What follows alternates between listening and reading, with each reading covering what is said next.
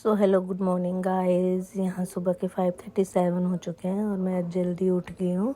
आज मेरे जल्दी उठने का एक मकसद था और यहाँ धूप भी निकल चुकी है। ये था मेरा मेन मकसद जल्दी उठने का, जो कि मुझे बहुत सारे कपड़े धोने थे। सबसे पहले मैं पानी गर्म करती हूँ पीने के लिए, जो कि ये रोज़ पीते हैं। खैर मैं तो आज ही पी रही हूँ क्योंकि मेरे गले में हो रही थी दर्द और ये मैडम भी यहाँ पे रो रही थी, इनको लगी थी सुबह सुबह भूख।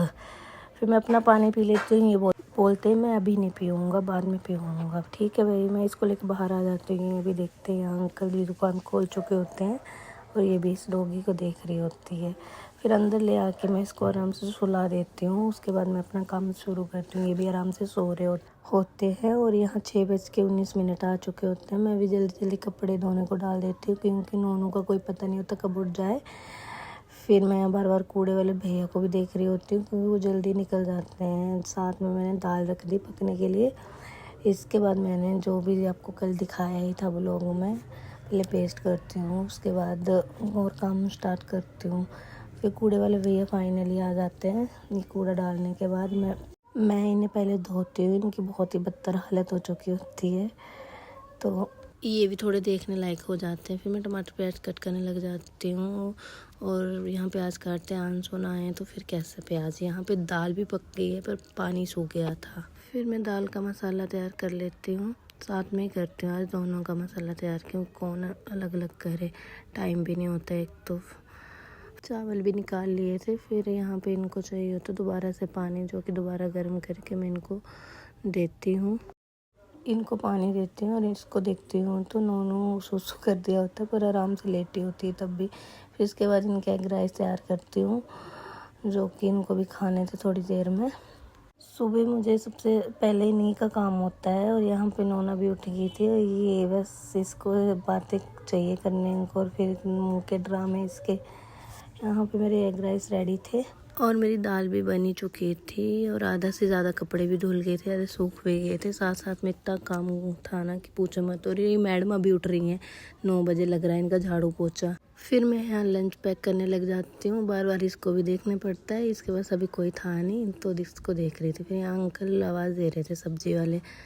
यहाँ पर चाय भी रख देती हूँ, साथ में दलिया पापा का, घर वालों का भी नाश्ता देना होता है। और ये अंकल आए थे छोटे छोटे पौधे लेके, तो ये कह रहे थे मैं ही लगा देता हूँ, तो ये यहाँ पे गमले में लगा रहे थे।